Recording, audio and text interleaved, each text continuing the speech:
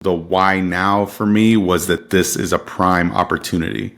This is a prime, I've never had all these things lined up for me before. So it made sense that, the universe was kind of speaking to me in that way that I should probably take advantage of it. You're listening to Legacy Through Literacy, where we dissect the philosophy of money one mindset at a time. From uncovering why we settle for our current financial standing to facing the fears that keep us from taking that first crucial step, we tackle the beliefs that are holding you back. Guided by insights from legendary thinkers and today's financial trailblazers, we don't just talk about change, we empower you to own it. This isn't just talk, this is Legacy Through Literacy. Hello, my name is Eddie, and you're listening to Legacy Through Literacy. Today we're going to discuss what it means to have vision. I saw a good quote. It says, the only thing worse than being blind is having sight, but no vision. And I kind of attribute this to the fact that you see a lot of people that spin their wheels to try to accomplish, but have a bigger dream. And a lot of the time, especially with technology and the way that things are affecting us on our day-to-day lives, I think that a lot of this is kind of like culture-based ADHD. Like we get so hyper fixated on certain aspects of our lives that we don't realize the potential in other places. And then we start to navigate, and you get this with like the doom scrolling and all the different things that we do. And a lot of it's just the lack of focus on what we need to do to attain and focus on your why. Your why is the reason why you are doing what you do every single day.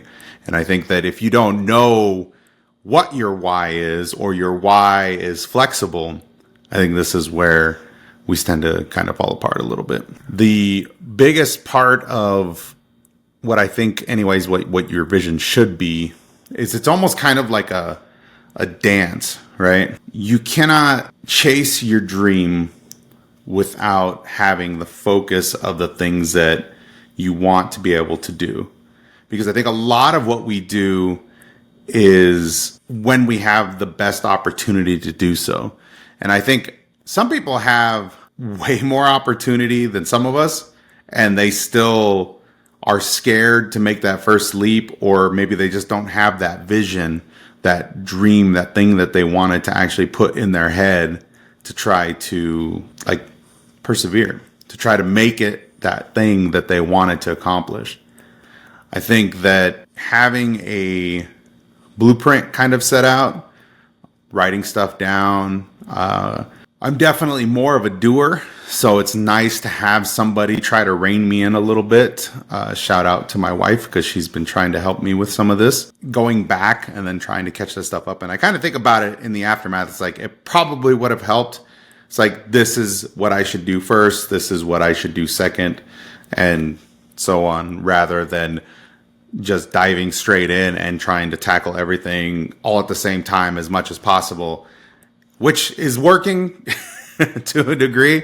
Less burnout, or resources, right? Like, I talked to a guy that owns a local coffee shop out here, and he was talking about his first business that he did was kind of on that general pretense. Like, he went out, he had an idea of what he wanted to do. He jumped on it. He wrote a business plan in college, and the professor said, this is a really good business plan. You should go submit this to the bank. And he brought it to the bank, and the bank gave him a loan, and he started his business. So he dropped out of college, started his business, and he just was by the seat of his pants doing everything. And he was moving good money.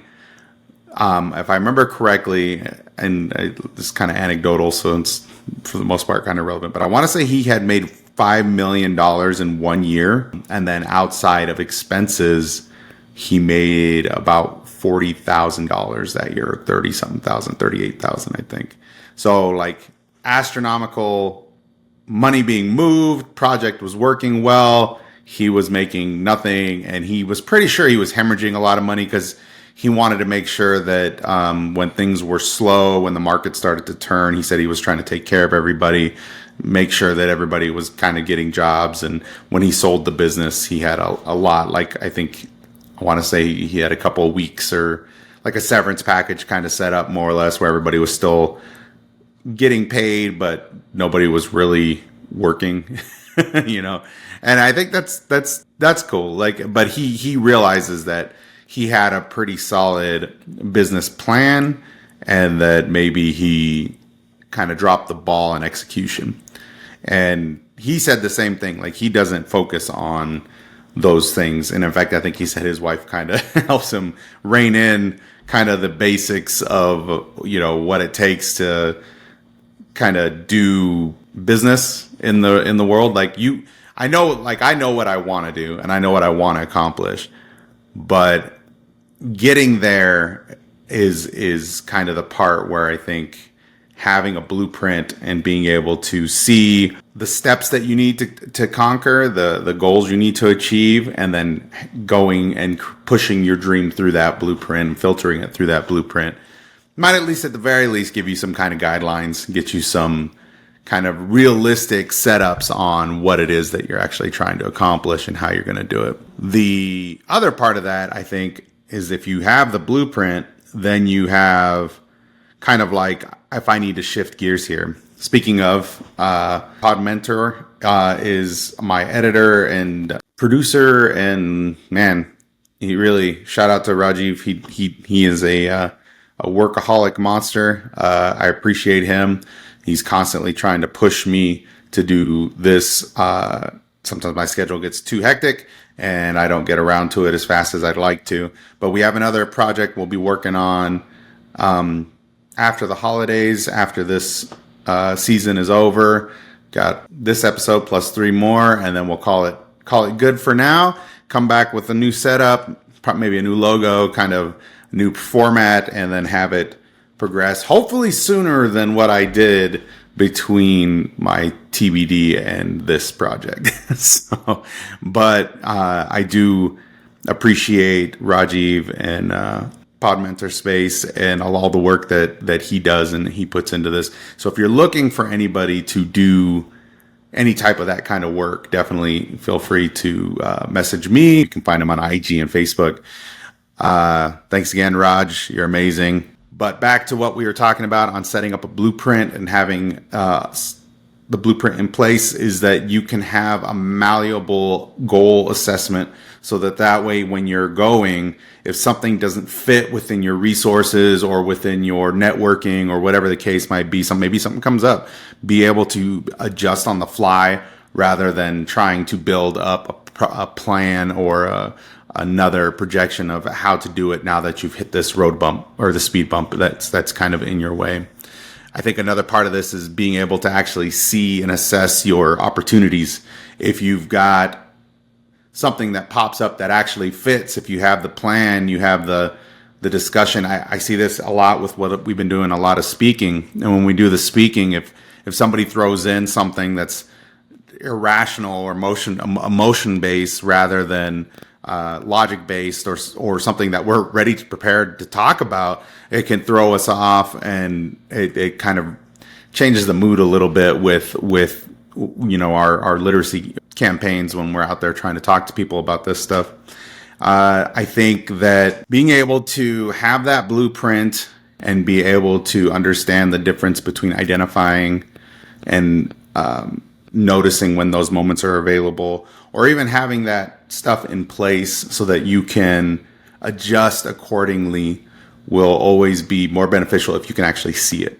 So have your vision written down and have it in places where you see it every day. I use a daily planner. I do need to be more focused on what I put on that planner, because I kind of put out my day-to-day goals. I try to put maybe a positive quote or some vote of inspiration on there, and then I try to acknowledge what I wanted to get done, what was done, and what needs to be followed up on. So, but I do need to put kind of a grander vision, I think, on a day-to-day basis. So this podcast is a complement to the hustle that I've got going on right now, which is a financial literacy campaign. And you can find us on Logos Financial Literacy on Facebook, Instagram, and we have the podcast on YouTube. So if you are a YouTube watcher, you can watch it there as well. The other part of the blueprint is maintaining the why now.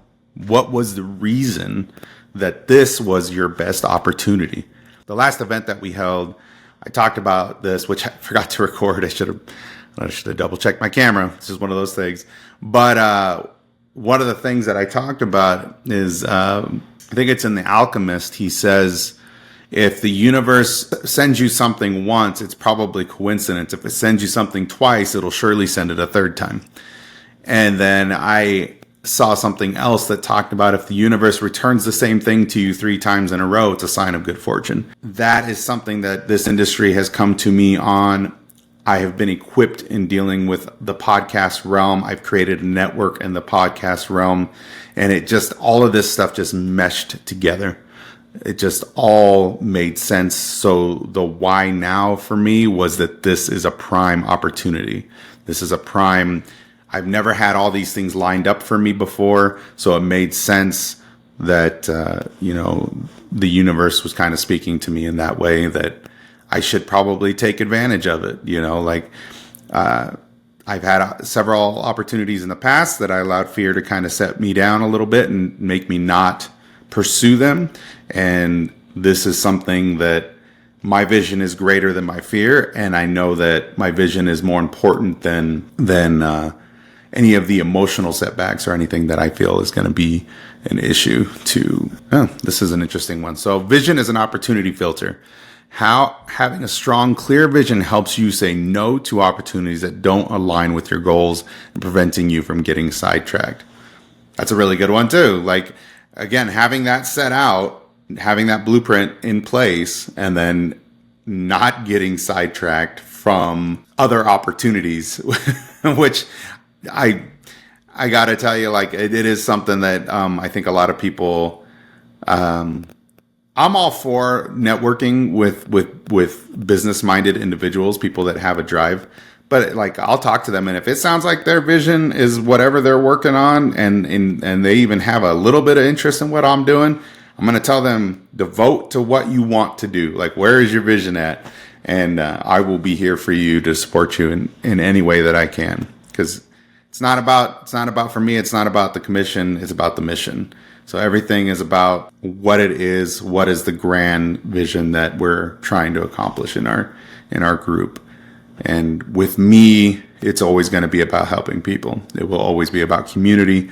It'll always be about trying to lift people up. I've said it several times, I think, in this podcast already. A rising tide lifts all ships. And this is something that I think all of us need to understand, because I think there's a mindset of scarcity out there where a lot of people want to try to hoard information or knowledge in an attempt to control. And it's this false sense of power. It's this false sense of struggle.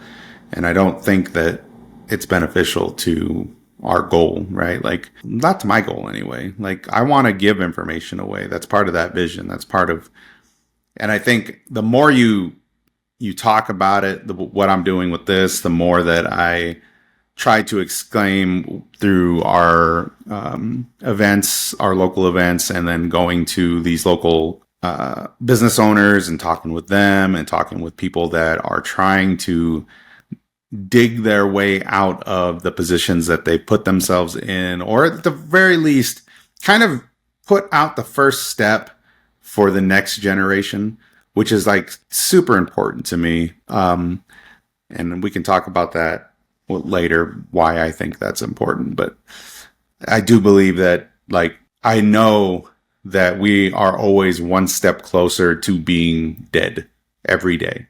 One day closer to death every single day. So the idea that now that this is in your head, what do you do with that time?